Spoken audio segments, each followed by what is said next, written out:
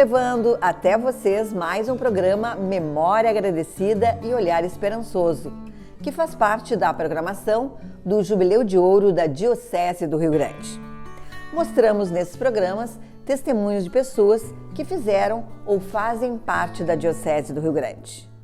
É uma maneira de resgatar essa história e agradecer a todos que dela fizeram parte. Começamos o programa Memória Agradecida e Olhar Esperançoso com a oração jubilar. Ó Deus, Pai de bondade que nos levas à plenitude, nós a Ti louvamos, porque por meio de Teu divino Filho, Jesus Cristo, edificaste a Igreja sobre o alicerce de Pedro, humilde pescador, escolhendo juntamente com ele outros apóstolos a segui-lo. Pela Tua palavra que nos ilumina, confiamos que também a nós é dirigido este convite. Queremos ser Teus discípulos missionários, vivendo em comunidade, num só coração. Envia-nos para que todos tenham vida e a tenham em abundância, que Teu Espírito Santo, infundido em nós pelo batismo, nos torne Tuas corajosas testemunhas. Interceda por nós a Santíssima Virgem Nossa Senhora de Fátima. Amém. No programa de hoje, nós teremos o testemunho de um casal que participou ativamente da Diocese do Rio Grande, Ieda e João Carlos Papaléu. Eles estão casados há 50 anos e possuem 3 filhos e 5 netos. João Carlos tem 83 anos, é natural de Uruguaiana e é engenheiro mecânico aposentado. Ieda tem 77 anos, natural de Belém do Pará, é artista plástica e pintou a aquarela dos 150 anos da Catedral. Participaram do primeiro Cursilho de Rio Grande. Vamos saber agora um pouco da história deste casal na caminhada da Diocese do Rio Grande. Bem, João Carlos, nos conta um pouquinho sobre a tua família, essa tua vivência cristã. Veio da família? Como é que foi que aconteceu essa tua dedicação à igreja? Olha, eu realmente venho de uma família, né, vamos dizer assim, muita fé cristã. O pai, é desnecessário até falar, sempre foi um abnegado da igreja e tudo mais. Isso aí, quando eu era muito guri, isso até me revoltava um pouco, sabe? Porque eu disse, meu pai é um padre casado, né? Mas no bom sentido, evidentemente. Bom, aí fui para um colégio católico, né? Frequentei sempre o São Francisco, ali fiz a primeira comunhão e tudo mais. E depois, então, à medida que o tempo foi passando, chegou o científico que não tinha aqui. E aí eu fui para Porto Alegre. Então, aí longe do pai, aquela coisa toda, então a fé cristã, a prática cristã meio que esmoreceu, não é?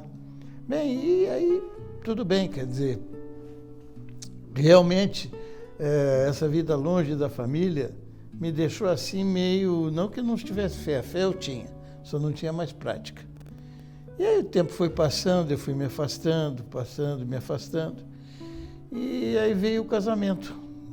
Aí conheci a Ieda e ela era também de fé cristã, aquela coisa toda, e a gente começou a ir à missa, tá, essa coisa. Bem, mas era assim uma coisa que era meio morna, viu? Aí depois disso a gente infelizmente teve um acidente muito grande com o meu filho, com o Gordo, e aí então, claro que segurei na fé o que deu para segurar. E graças a isso, vamos dizer, eu voltei a tudo, né? Veio o cursilho, há bom tempo, veio a oficina de oração. Então, hoje, a minha vida mudou completamente nesse sentido, né, de igreja. Né? E tu, o João Carlos disse que quando vocês se encontraram, começou novamente, a tua família era uma família católica, tu já tinha essa prática? Eu nasci em Belém do Pará, né? Eu estudei num colégio de freira e nunca me afastei, apesar da minha família não praticar muito, mas eles tinham fé. E nós nos mudamos para o Rio de Janeiro e ali ninguém ia à missa. Eu ia, todos os domingos eu ia à missa. Nunca deixei de frequentar a igreja. Aí quando vim para Rio Grande, casei em 1970, vim para Rio Grande, eu disse para ele, não, nós vamos continuar indo à missa dos domingos. Ele ficou meio assim, né? Mas o meu sogro me dava o maior apoio. Ele era uma pessoa super dedicada mesmo. Aí depois a gente não praticava nada na igreja. Com o cursilho, convidaram ele primeiro, depois eu tive que fazer, né? Aí daí em diante deslanchou a carreira católica em Rio Grande, né? Nós fizemos o primeiro, trabalhamos em todos quase, até o 16º por aí. Fomos coordenadores, palestrantes do secretariado. Minha casa era a sede, né? Naquele tempo, né, movimentava até a família dentro de casa. As crianças não podiam sair, aí ia todo mundo lá para casa, né? Todas as reuniões. E assim foi. E a família de vocês? Vocês têm 3 filhos, né, 5 netos. Como é que foi constituir essa família? Também foi foi todos nessa parte católica, todos agregados à igreja? Tenho registrado foto de os 3 vestidinhos para ir à missa das 11, no Bonfim. Toda semana eles sabiam que tinham que ir à missa. Fizeram primeira comunhão, foram criados dentro dessa... Mas quando se tornam adolescentes, a coisa muda, né? A gente não pode mais controlar. Mas eles continuaram com fé. Bem, você falasse que vocês participaram do primeiro cursilho aqui do Rio Grande, né? Como é que foi essa participação? Surgiu de um convite? Porque foi o primeiro que foi realizado aqui na cidade do Rio Grande. Em 1974. O convite foi o seguinte, quer dizer, tinham várias pessoas daqui que já tinham feito. Me lembro do Dona Luizinha Telecheia, do Júlio Estima. Aí faziam em Porto Alegre? Eles faziam em Porto Alegre e Pelotas, que Pelotas também já tinha. O Tonho Altmaier. Então, uma turma que já tinha feito. E aí, então, através dessa turma, chegou o convite para a gente. Eu fiquei meio renitente, de mas que negócio é esse? Não, mas vai, porque tu vai ver, porque tinha um mistério em cima disso. Ninguém dizia o que era. Né? Realmente fui, gostei muito e fiquei, vamos dizer assim, já tocado naquele momento e continuei. Né? E aí veio, ela falou já, secretariado e outros cursilhos que a gente participou. Então foi aí que surgiu a coisa.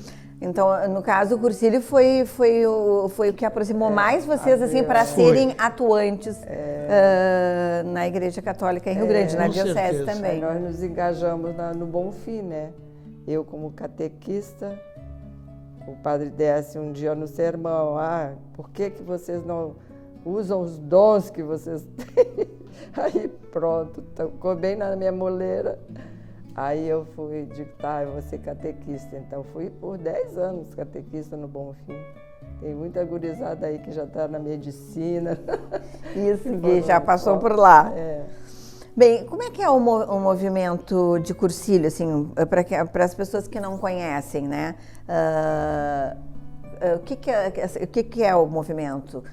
São no caso, para casais, primeiro faz o homem, depois a mulher, ou vice-versa. Contem um pouquinho para as pessoas que não conhecem, para que possam saber como é que funciona. Assim, é um curso, antigamente, né? Ele começava numa quinta-feira à noite. Nós nos reuníamos ali nos Salesianos, um ônibus vinha nos buscar e nós íamos para a casa de educador. Não, era no Coração de Maria. Maria daquela época. Uma turma já estava toda montada, né, com palestrantes de Porto Alegre, de Pelotas e tudo. E ali começava 3 dias de palestra, reflexões, orações, cantos. Aí a gente decidia assim, quando eu fui, 74, né, novinha, Aí eu digo, meu Deus, parece que eu estou voltando à minha fase de estudante, né? 3 dias sem marido, sem filho. E só Rezando, cantando, maravilha. E o pessoal, muita gente a Irene Estima, era do meu grupo, a Carmen Laveguerre, tanta Dona Amélia Gatti. Olha, uma turma assim de peso, sabe? Começou o cursilho aqui em Rio Grande. E quando a gente saía de lá, a gente queria que todo mundo fizesse cursilho. Porque era uma coisa Contaminava, tão boa, contaminava. que as pessoas sentissem o que vocês sentiram ao participar.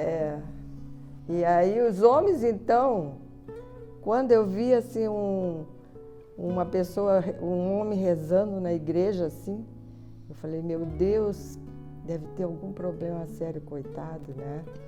Mas não era que ele tinha feito cursilho e estava mais piedoso. Uma vez foi o Tony Altmaia na igreja de Fátima, eu entrei e ele estava rezando lá no canto, assim, num banco. E eu, meu Deus, o que será que aconteceu com a família dele, né?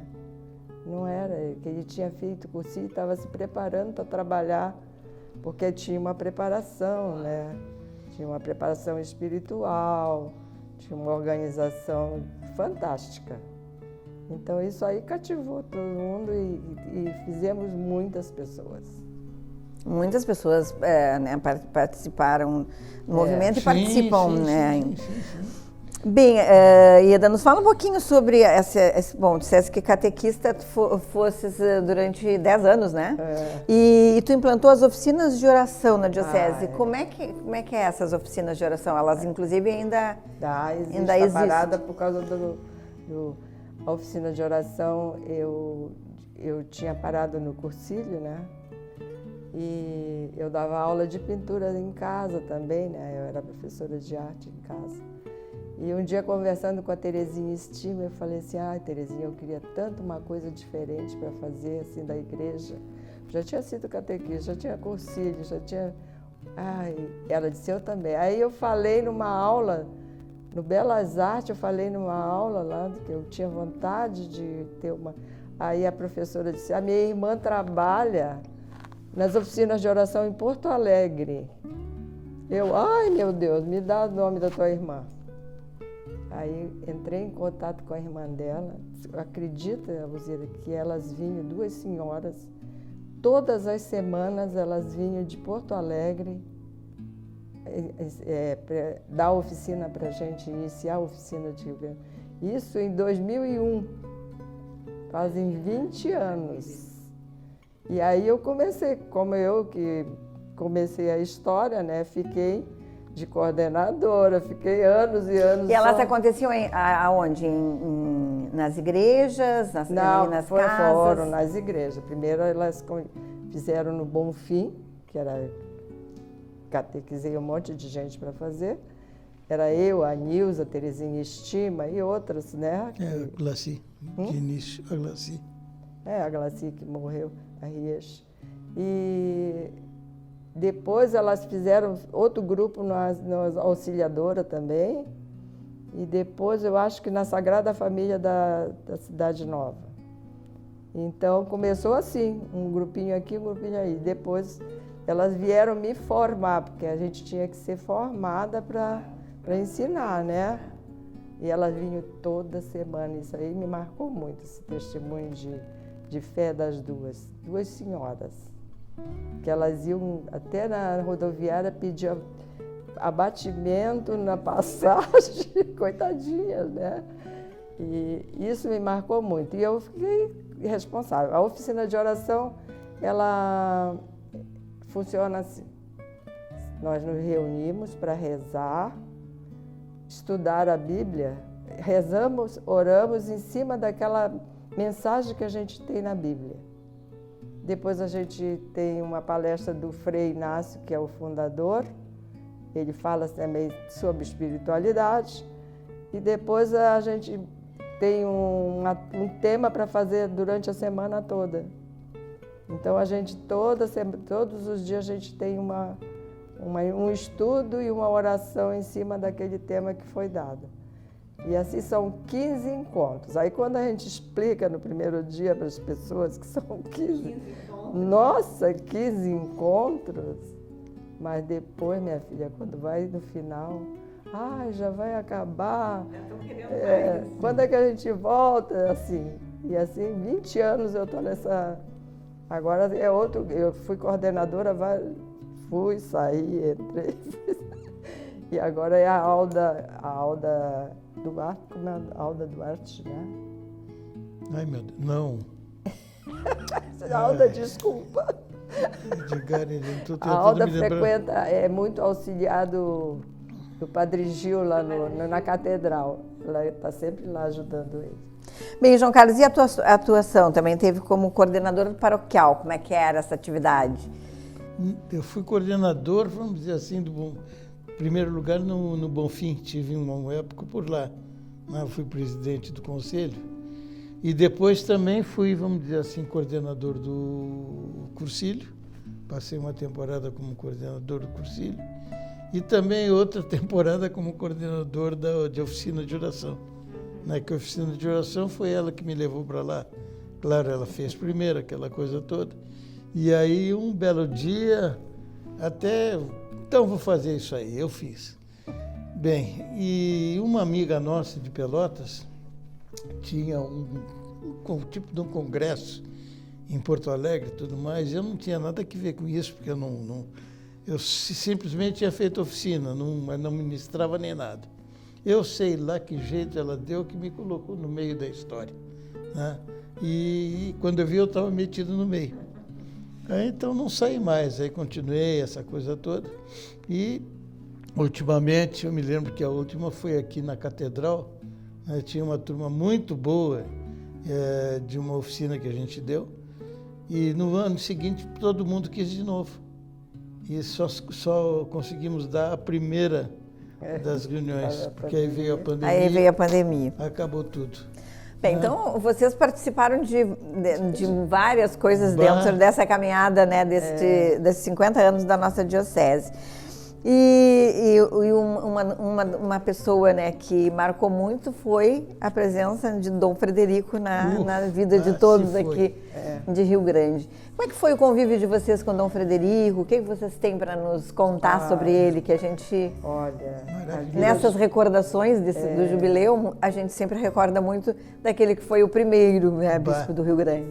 Mas além de ser o bispo de primeiro, né, ele foi muito nosso amigo, porque ele veraneava numa casa, depois ele resolveu, eu convidei ele para veranear conosco, e ele passou a veranear conosco. Pelo menos uns 20 dias ele passava lá em casa. E nós tínhamos uma convivência de família, porque eu dizia para ele assim: Dom Frederico, o senhor aqui não é bispo, não. O senhor aqui é como se fosse meu pai. Então, o senhor tem toda a facilidade para abrir uma geladeira, se servir, quer almoçar antes, vai almoçar, pede para a moça para almoçar antes, tudo porque tinha praia, tinha os guris pequenos, né? E eu não queria amarrar ele, mas ele saía muito cedo para a praia. Eu dizia: olha, tem o leite na geladeira. Eu deixava já de noite armada a mesa, porque eu sabia que ele ia levantar primeiro que eu. E aí ele, para não nos acordar, ele pulava a janela. Ele pulava a janela e ia dar as caminhadinhas dele, né? Ele tomava suco com um, comia um bolinho com outro, até ia dar uma voltinha na praia e voltava. Aí ele me contava todas as novidades da cidade. E a gente tinha uma convivência maravilhosa. Um dia ele vinha caminhando, né? E entrou, pulou o muro, porque ele tinha umas manias engraçadas. Em vez dele entrar pelo portão, ele pulou o murinho, porque era murinho antigamente, a gente podia, agora é grade, né? E aí bateu uma senhora lá em casa. Eu vim avisar que um homem pulou o seu muro aí. Eu disse: não, mas não é nada, não. É o bispo de Rio Grande. Ele está veraneando aqui, ele é uma pessoa muito querida, muito boa. Porque ele passou ali, mexeu com meus filhos, e falou, não querem ir comigo? A mulher ficou assustada, Ficou, né? se assustou dessa atitude. E ele tinha assim, quando ele ia jantar fora, em algum lugar, ele dizia assim, metade da diária hoje. Ele era muito querido Pessoa mesmo. maravilhosa. Olha, ele tinha uma irmã que ia pegar as roupas dele, não que eu não pudesse lavar, mas a irmã já era encarregada disso, né? Ela ia lá, pegava as roupas dele, levava para lavar e trazia de volta. Não sei o nome dela, era Assunta, eu acho. Não me lembro. Então foi uma convivência não só como bispo, mas uma convivência muito amiga e familiar. Ah, é, Família. muito amiga. Tanto que quando o Gordo foi fazer primeira comunhão, né? E na hora de dar a comunhão, a gente vê bem na foto ele falando alguma coisinha a mais pro Gordo. E ele ficava assim, podem ir para a reunião de vocês que eu cuido das crianças. Aí ele ficava brincando de entrevista, ele era o repórter e os guris eram... Olha, e tinha uma vivência de família conosco, sabe? Vocês conheceram, então, esse outro lado do Dom Frederico, não só o Dom Frederico bispo. É. Que maravilha, né? Era uma maravilha. E tinha coisas assim pitorescas na vida dele, né? Ele saía de manhã, caminhava, ela já falou, ia à praia e tudo. E se tinha um buraquinho aberto, ele entrava, seja a casa quem fosse. E até uma ocasião ele tomou uma bênção, né? De um pessoal Dia 2 Iemanjá. de fevereiro, ele disse, vou para a praia tomar a minha bênção. Ele entrou numa tenda lá. Ele disse, eu digo, mas como que o senhor faz isso, Dom Frederico? E ele, eles perguntam assim, eu fico olhando, eles perguntam, alguém quer uma bênção? Venha aqui para o centro. Eu vou.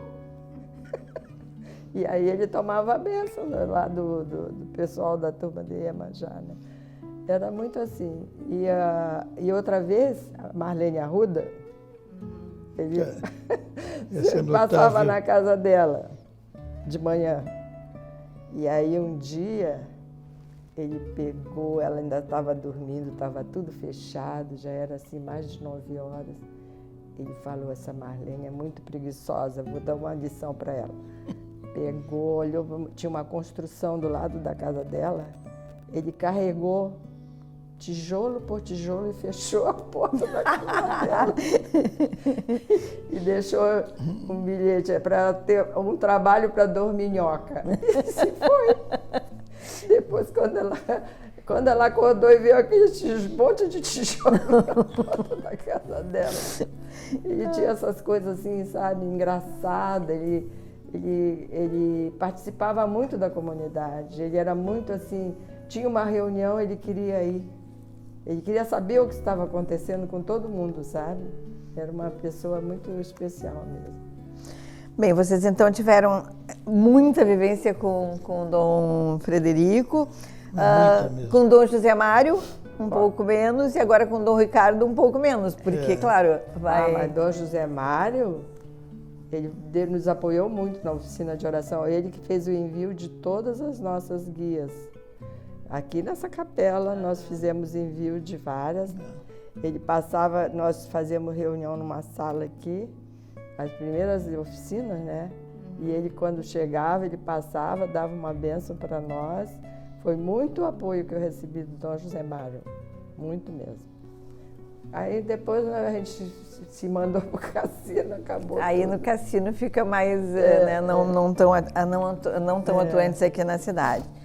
E o Dom Ricardo? Dom Ricardo É uma benção também, mas... mas nós só tivemos contato com ele quando era das oficinas. Ele se tornou bispo, né? Porque vocês também, vocês no cassino ficou mais difícil de ter essa convivência aqui na cidade. Mas ele sempre nos deu um grande apoio também para as oficinas. Ele conhece muito a oficina de oração. Eu tive uma passagem com o Dom Ricardo muito interessante na missa de apresentação dele aqui. Porque eu tinha visto a fotografia dele, né, não sei se na televisão ou o quê, e eu estava esperando a coisa. De repente, digo, lá vem o bispo, vinha com uma máquina na mão e eu saí atrás. E, lá na Sagrada Família. Então, corri o corredor atrás dele, né? Eu digo, o senhor é o bispo de Rio Grande, que bom, quero lhe conhecer assim, eu sou... Espera um pouquinho, eu sou o irmão do bispo. Igualzinho. Igualzinho, Parece, não sei conhecer, mas igualzinho, é gêmeo com ele. Não, eu não sou o bispo, eu sou o irmão do bispo. Fiquei com a cara desse tamanho. Mas ele é uma pessoa maravilhosa também. Sempre nos deu muito apoio, cada vez que encontra a gente, Eu gosto das pregações dele, eu sempre assisti agora a última lá em Aparecida, né? Que ele é objetivo e marca com uma mensagem, né? Porque eu acho que a gente tem que levar da missa, de qualquer coisa, uma mensagem para a vida. Senão passa batida a missa, né? Então, ele sempre procura dar o toque para a pessoa ficar pensando depois. Verdade. Bem, como é que vocês veem essa caminhada toda da Diocese? Passaram, né, por todas essas coisas, né, a casa de formação, tudo isso. Como é que vocês avaliam esses 50 anos? Olha, eu acho assim, que a casa de formação foi muito importante e especial nessa caminhada católica, né? Porque ali nasceram muitas, até, como eu vou dizer, pessoas que se doam, agora fugiu da cabeça. Sacerdotes, religiosas, pessoas que realmente se voltaram. Muitas vocações. Vocações. Então, as pessoas tinham vontade. E aquela casa me dava muita tristeza ver como é que ela estava. Que maravilha que agora está. Pois é, e eu fico tão feliz quando eu vejo um vídeo, uma coisa assim, vendo a reforma da casa, eu fico muito feliz, porque nós trabalhamos muito lá, muito. E ela é fundamental para a formação de qualquer comunidade. Eu já fui nós já fomos em outras comunidades, assim, São Leopoldo, no Secrei, já fomos em Veranópolis, já fomos em aquela de São Paulo, Itaici. Nós já fomos em vários e a gente volta para cá e fica triste de ver, agora não, né? Mas estava que estava parada, né? Mas o início daquilo foi assim, foi de uma doação extraordinária do pessoal leigo nosso aqui, né? Eu me lembro que a gente ia para lá, Dom Frederico ia junto, né? E a gente ia para lá pintar, ia para lá. Limpeza, era tijolo, tudo, todo mundo trabalhava. Todo trabalha, fazer as camas. As camas, nós fizemos as camas lá, as iniciais. Íamos para lá e todo mundo pregando, assim, foi uma coisa assim de extraordinária no aspecto, vamos dizer assim, de crescimento da gente ajudando aquilo lá. Mas assim, um monte de gente. A gente já tinha passado, vamos dizer assim, pelo Cursilho, lá no Coração de Maria. Então, a necessidade daquela casa era uma loucura, porque não dá para imaginar o que era uma montagem, uma desmontagem da Casa das Irmãs. Ali no Coração de Maria. Para montar aquilo para um cursilho, era uma loucura, porque eles tinham um sótão lá em cima, no 3º piso. Tinha que baixar tudo que era cama daquilo para vir lá para baixo. Né? Era uma mão de obra daquela. Era uma mão de obra muito violenta, porque o educandário continuava trabalhando. Sim, tinha que continuar. Então, só dava férias para as crianças naqueles 3 diazinhos. Então, a gente tinha que montar e domingo tinha que deixar tudo pronto, porque segunda-feira já tinha aula. Então, levava tudo aquilo lá para cima de novo. Era um sufoco, tu não pode imaginar o que era aquilo. Isso aí eu me lembro muito do meu pai. O pai era mais velho que a gente e tudo mais, e ele disse, mas tu não tem idade mais para isso. Não, pegava junto. Ele, doutor Altmaier, velho também, a turma ia para lá, mas se doava mesmo. Então foi um trabalho assim, muito de uma abnegação muito grande. E aí então, mas a gente não pode ficar a vida inteira com isso. nós vamos ter que dar um jeito de arrumar uma casa, assim, assado. Arranjou doação da Alemanha. Né? Aí Dom Frederico conseguiu uma doação que veio da Alemanha, e começou a casa lá, né? E a casa surgiu assim, né? Surgiu assim nessa ocasião, que foi, assim, de uma força extraordinária, foi o Mário Alquati, na parte de construção daquela casa. Ele deu a vida lá dentro também. Ele e outros, né? Mas eu digo porque ele era o responsável pela obra. Mas foi assim, foi uma coisa fantástica aquilo. A gente sabe que a gente se emocionava de ver a casa subindo, vindo as paredes. É uma coisa fantástica. Né? Bem, nos falem um pouquinho como é que vocês fazem. A gente sabe que vocês com o pessoal da oração, né? O que mais vocês fazem para perseverar na fé? E nos fale um pouquinho sobre a esperança, onde a gente vislumbra esperança, assim, nesse ano que a gente, né? Esses anos, né? Porque agora a gente está quase no segundo ano de pandemia, verdade. Né? Desde março, né, do ano passado que a gente vive esse momento, né? Fé e esperança nesse momento que nós estamos vivendo. Como é que vocês... Eu me pego na oração, né? Porque desde que começou a pandemia impedindo a gente de ir para a igreja e com muita dificuldade, eu acompanho o dia inteiro e fico sempre rezando na esperança de que Deus escute esses clamores todos do mundo todo, né? Mas eu acho também que a pandemia está servindo para uma reflexão pessoal de cada pessoa, né? A gratidão, só reclamam porque não tem isso, não tem aquilo, não vai à igreja, não vai.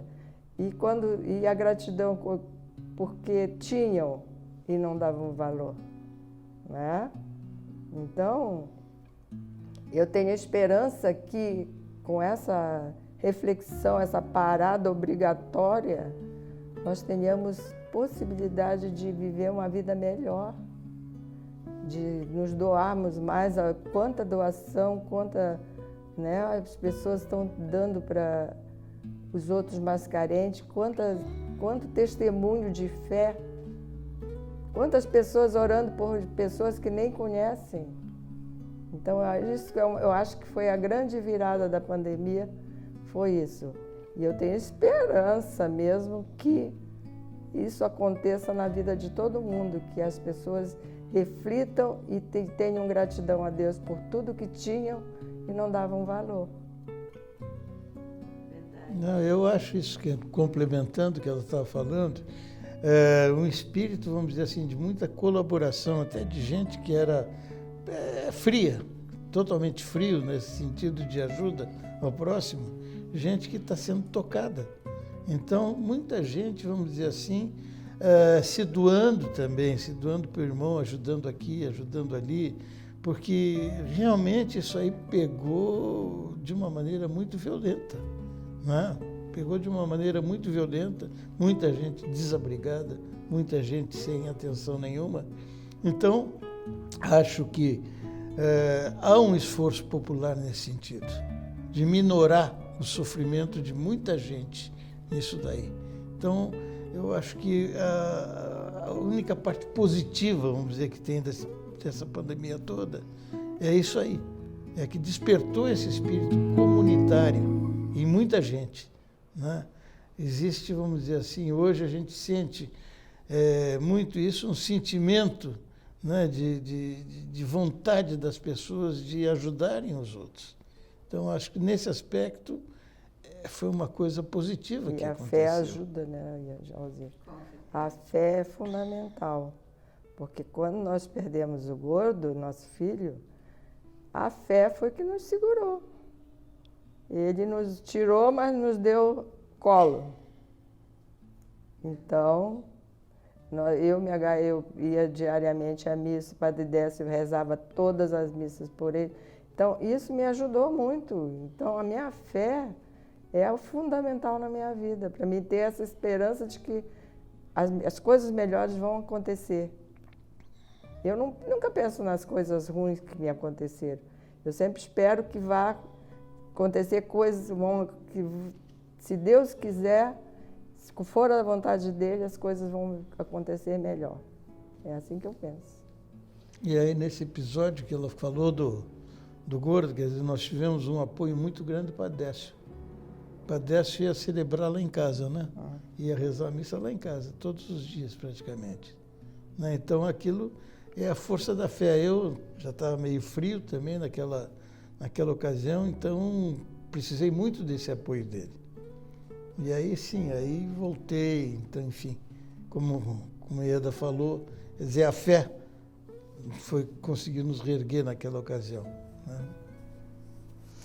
Gente, a gente vai agradecer muito, muito, muito essa conversa que a gente teve, esse testemunho de vocês, né? No nosso programa Memória Agradecida e Olhar Esperançoso, que está revivendo um pouquinho, né, dessa caminhada de todas aquelas pessoas que participaram, né, ativamente, fizeram um pouco pela nossa diocese. Obrigada pela participação de vocês. Nós é que Nós é que agradecemos. pela consideração. Obrigada.